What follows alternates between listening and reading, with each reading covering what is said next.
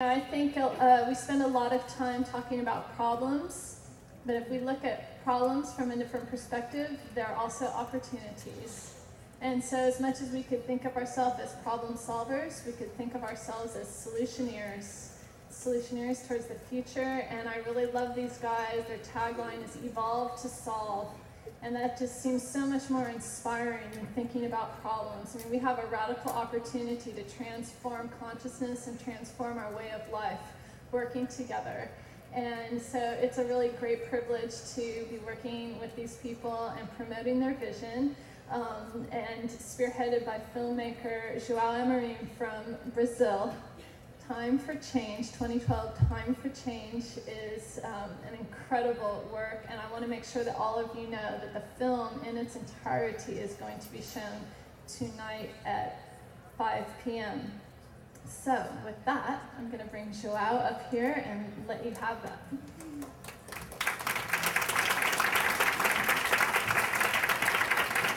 Hi guys, it's a pleasure and an honor to be here in Chicago. It's my first time here.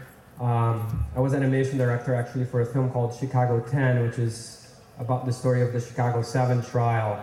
And I'm actually getting to see, the Logan statue and all the different places where, Abby Hoffman and Jerry Rubin rocked Chicago in 1968. That film actually led me to start doing more social and eco-friendly projects coming from a world of advertising. And by the collaboration I've had with Daniel Pinchbeck, we've developed 2012 Time for Change. So we're going to have a panel discussion here. I want to bring up our panelist, Daniel Pinchbeck, who is the author and narrator of the film. Want to come up? Elizabeth Thompson from the Buckminster Instiute. We have DJ Spooky and Michael Dorsey from Dartmouth College. We're going to start off by showing the trailer of our film, which will screen in this room today at 5 p.m., but also tomorrow at 7:30 at Facet Cinematheque. That's our premiere in the East Coast. We also have a booth with a bunch of stuff, books, permaculture retreats, and so forth. So come by our booth. I think it's 5014, is that right, Shannon? Yeah, 4014, right behind Democracy Now!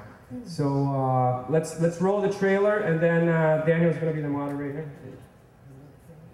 Pretty much any environmental indicator that you look at, you name the variable, you name the indicator, they've all gotten worse.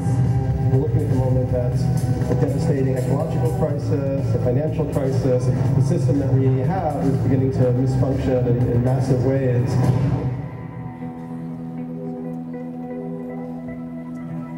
The potential in this time is enormous. And as you say, it's a time for transformation, and as you say in your book, apocalypse means recovery. I think we're in some kind of final examination as to whether human beings are qualified to take on the responsibility we desire to be entrusted with. The impacts of the 60s are a clear example of this social, big, huge change that can come through personal change. From the experiences I had in meditation, I really felt peace could happen. To think about consciousness, when you tap into that intelligence, it becomes like embedded in all of us, that we need to look after this. I think there needs to become a generation of people who see cities as scaffolding for living systems.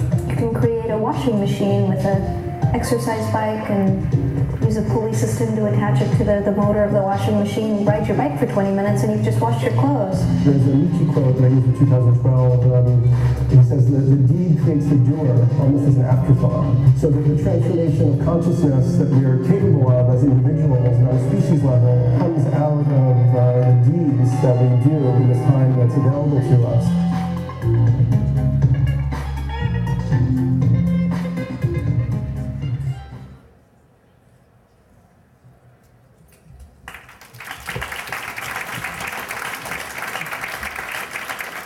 Hey guys, thanks for coming out today. So 2012, Time for Change is a film that looks at kind of the personal process of discovery and transformation, how you can kind of like deepen and then sort of stabilize your consciousness through practices like shamanism and yoga and meditation, and then what that means once you've kind of gone through your own initiatory journey, how you can then contribute to this larger process of change, that ecological change and social change that seems to be necessary right now. And I'm very pleased to have some of our distinguished guests here today. I thought I would start with Michael Dorsey. I guess I'll just say one more thing actually about the concept of 2012, so I shouldn't take it for granted that people know about that. The December 21st, 2012 is, according to the classical Mayan calendar, the end of a great cycle of 5,125 years. And in the film, we talked to different archaeologists and contemporary Mayans about that. And it does seem that for whatever reason, whatever methods that they used to arrive at that, from over 1,000 years ago, 1,500 years ago, they saw that this time in their future was going to be the crux of this massive transformation process. And so on one level, you could look at that as metaphor, as a useful deadline, because I think it's useful to have, as a journalist, I love to have deadlines, because otherwise I never get anything done. But it may also be that they understood something about natural cycles and cosmic cycles that we don't understand ourselves yet. They were a different, they had a different type of wisdom and a different type of knowledge. So we leave that question open in the film, but I think it's very clear if we look around the world right now that we are entering a crucible time. Whether we look at the oil spill in the Gulf, or the increasing numbers of earthquakes, or the spreading financial panic around the world. Somehow the things that we've been doing up to this point are beginning to backfire in more and more traumatic ways.